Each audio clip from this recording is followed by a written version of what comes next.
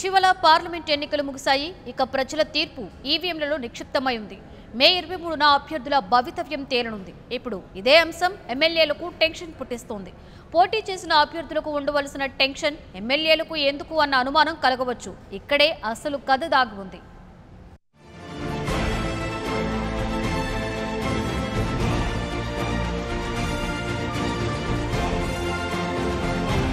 Parliament ఎన్నికల్లో 16 సీట్లు గెలుస్తామని టీఆర్ఎస్ నేతలు డంకా బజాయిస్తున్నా ఇప్పుడు మెజారిటీలు ఎలా వస్తాయోనన్న బెంగ పట్టుకుంది.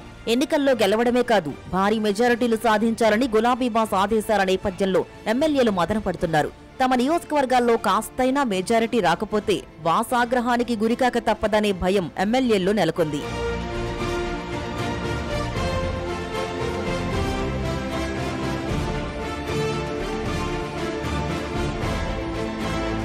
పార్లమెంట్ ఎన్నికల్లో అభ్యర్థులను ప్రకటించిన కేసీఆర్ అటు అభ్యర్థులకు ఎమ్మెల్యేలకు దిశానిర్దేశం చేశారు. పార్టీ అభ్యర్థి ఎవరైనా అందరూ కలిసికట్టుగా పనిచేసి భారీ మెజారిటీలు తీసుకురావాలని సూచించారు. ఇక అభ్యర్థులతో ఏమైనా విభేదాలున్నా ఎమ్మెల్యేలు సర్దుకుపోవాలని చెప్పారు. దీంతో పార్టీ అభ్యర్థికి ముమ్మరంగా ప్రచారం చేశారు. కొంతమంది ఎమ్మెల్యేలైతే తమ సొంత డబ్బును ఖర్చు చేసి మరీ ప్రచారం చేశారు. ప్రచారంలో వెనకబడితే ఎక్కడ బాస్ ఆగ్రహానికి గురవుతామనే భయంతో ప్రచారాన్ని హోరెత్తించారు.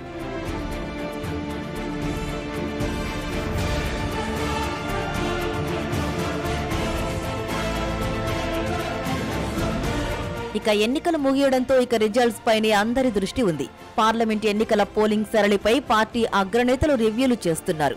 అయితే పలు పార్లమెంటు నియోజకవర్గాల్లో విపక్ష పార్టీల నుంచి గట్టి పోటీ ఎదురైంది. ముఖ్యంగా సికింద్రాబాద్, మల్కాజ్గిరి, చేవెళ్ల, భువనగిరి, కరీంనగర్, ఖమ్మం, నిజామాబాద్ స్థానాల్లో బీజేపీ, కాంగ్రెస్ గట్టి పోటీ ఇచ్చాయనే అభిప్రాయం సొంత పార్టీ నేతల నుంచి వ్యక్తమవుతోంది.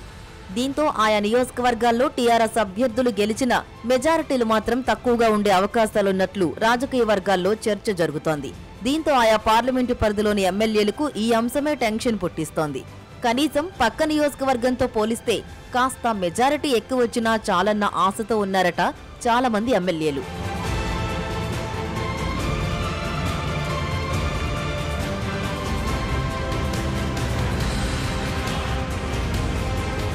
మొత్తానికి మొన్నటి వరకు ఎన్నికలు ముగిసి కాస్త రిలాక్స్ అవుతామనుకున్న ఎమ్మెల్యేలకు మెజారిటీలు కంటి మీద కొనుకు లేకుండా చేస్తున్నాయి.